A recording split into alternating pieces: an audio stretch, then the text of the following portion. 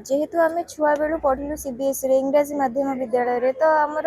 ओडिया भाषा प्रति दक्षता रहिला किंतु सेते रहिलानी जतिकि इंग्राजी भाषा प्रति रहिला तो सेतिकि आसी जाय इंग्लिश रे भी सेतिकि सेही फिलिंग्स आसे इंग्लिश रे माने हाँ जेमति हाँ गोटे ओडियार जो पंक्तिटा जने बोलिबो ना कविता जो भलिया भाव जो भावटा जो इमोशन भी कर दिए कविता रे इमोशनल था इमोशनल ये था सेमति इंग्लिश रे भी हे परियो।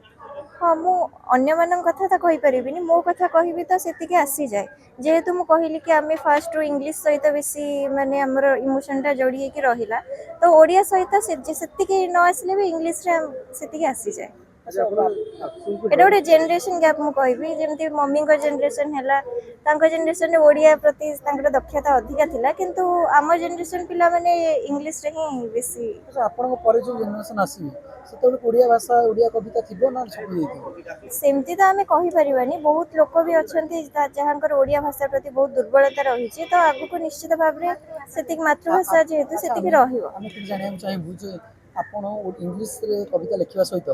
आपण शाशुमा जो ओडियार कविता लिखुछन ताको आपण ग्रहण करके आगामी दिन ओडिया कविता भी लिखिबा चेष्टा हाँ करिबो। निश्चित मु निश्चित तांकर मो सासु मांकर जो ओडिया कविता रही ताको मु अनुवाद करिया को चाहिबी इंग्रजी रे ट्रांसलेशन करिकी ताको मु टिके मॉडिफाई करिया को निश्चय आ आगु को नबा को चाहिबी। अच्छा आपण शाशु मान केते हेल्प करंती कविता लिखिबा रे। हेल्प तो मु सेमती सी बहुत भल लेखिका जने तो मु तांको कोन ही हेल्प करिवि किंतु जेतिकी मो द्वारा संभव मु सेतिकी तो चेष्टा तथापि करे। आपण जने इंग्लिश राइटर शाशुमा जने ओडिया राइटर केबे एमती हुएनी कि आपण गोटे कथा कहते ताको शाशुमा ग्रहण करनते शाशुमा गोटे थोड़ा गोटे कविता आपण ग्रहण करनते एमती केबे हेइछि। ना सेमती केबे हेइनी किंतु आम भितर बहुत भल डिस्कशन हुए माने गोटे टॉपिक को नेकी आम भितर भल डिबेट हुए और तार एंडिंग कंक्लूजन भी बहुत भल आमे बहुत भल ये पाऊ। आज का डेट ताकू नहीं कि आपण किछि वार्ता देबे कविता माध्यम रे सोसाइटी की। वार्ता तो मु किछि सेमती देबिनी किंतु निहाती एगुडा बहुत अभावजनिक भूल जिनस एटा तो कौन ही कहिबी एमती समाज रे न हवा दरकार। ताकू नहीं किछि कविता लिखिबा आगु आसन। निश्चित चेष्टा करिवि निश्चित लिखिया। प्रतिष्ठाता और संपादिका मध्य आउ माटीघर प्रतिष्ठा मोर दीर्घ 7 वर्ष हो गला 19 मसीह आम आरंभ होती यहाँ षष्ठ संस्करण कारण यहाँ गोटे थर वर्ष कोविड आमर बंद थिला आउ विभिन्न जगार भुवनेश्वर विभिन्न जगार ये संस्करण आम कर बहुभाषी कविता आसर करूँ जो थे कि हिंदी इंग्राजी ओडिया 3 गोटी भाषार से माने कविता पाठ करि एवं युव साहित्यिक मान उत्साहित करने नुआ नुआ युव साहित्य आम माटीघर साहित्य अनुष्ठान जोड़ुचु आम अनुष्ठान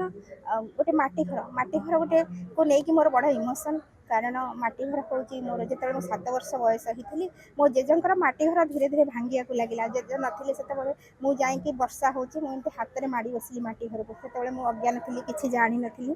बो मत टाणी टाणी आने माटीघर भांगुचे आ तू माटी को धरिकी ठिया तापर मत बहुत दुख आसला ना मु बड़ हेली माटी घर करी कि कौन किसी करू न करू पाठ पढ़े ताहा करे किंतु माटी घरटे करी किंतु एते दिन हो गला माटी घर तो करि किंतु दीर्घ 7 वर्ष है सृजनार माटी घर टे करा मत बहुत संतोष दौची आ सुदूर पारादीप आसी मु प्रोग्राम करुच्ची एठी सब वर्ष आसिक मत 8 दिन आगु सब प्रकार आयोजन करने को पड़े आ जी मत जोगाजोग करती बही उन्मोचन करने साहाଯ୍य करे आ 2 गोटी रश्मि रेखार 2 गोटी बही उन्मोचित है मुझे बहुत खुशी हेली ता सहित आम माटीघर पत्रिका उन्मोचित है आ विशेष धन्यवाद देवी मोर हजबैंड जे कि शशिभूषण महांती यार उपदेष्टा सी ए मत पूर्ण सहयोग करती कारण मुझे हाउस वाइफ आर सहयोग न पाई हूँ तो माटीघर कर था 2 पुओ से माने बहुत साहाଯ୍य करती ए मोर बोहू से भी बहुत साहाଯ୍य करे तेणु माटीघर को मोर परिवार को पाई मु बहुत खुशी जमी मुझे गोटे माँ कोल पे धरी रखी सेमती माटीघर समस्त साहित्यिक कवि मोर पिला भागे। अच्छा बहु कौन किछि पंक्ति दियंती आपनको लेखारे ये साहाଯ୍य करन जो पंक्ति हाँ आपन हाँ लिखंती हाँ सी हूँ तादरे किछि वर्ड्स बहुंकर थाए बहु हाँ बहु इंग्लीश कविता लिखे बहुत सुंदर लिखे आ सी डिस्ट्रिक्ट टॉपर इंग्लीश रे तेणु आम हूँ साहित्य आज का डेट रे ओडिया भाषा साहित्य संस्कृति की गोटे किछिटा अंशर कमबार लगी कहीं आप देखिए कि इंग्लीश भाषा और हिंदी भाषार मिश्रण होड़ा भितर आप ओडिया भाषा को बंचाई रखापी ओडिया कविता गुरुत्वपूर्ण इंग्लीश कवितार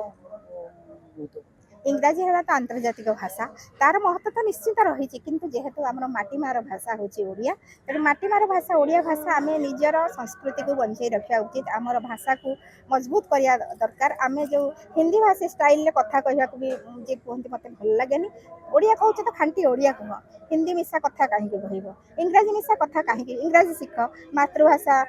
आमर राष्ट्रीय भाषा हिंदी आंतर्जातिक भाषा है इंग्लीश से तो निहाती शिखा जरूरी किंतु मातृभाषा को प्रथम गुरुत्व मैडम बर्तमान सोशल मीडिया जमाना चली सोशल मीडिया जमाना भितर साहित्यर भूमिका कौन बोली आप सोशल मीडिया रे आमे साहित्य को अधिक हाइलाइटेड करू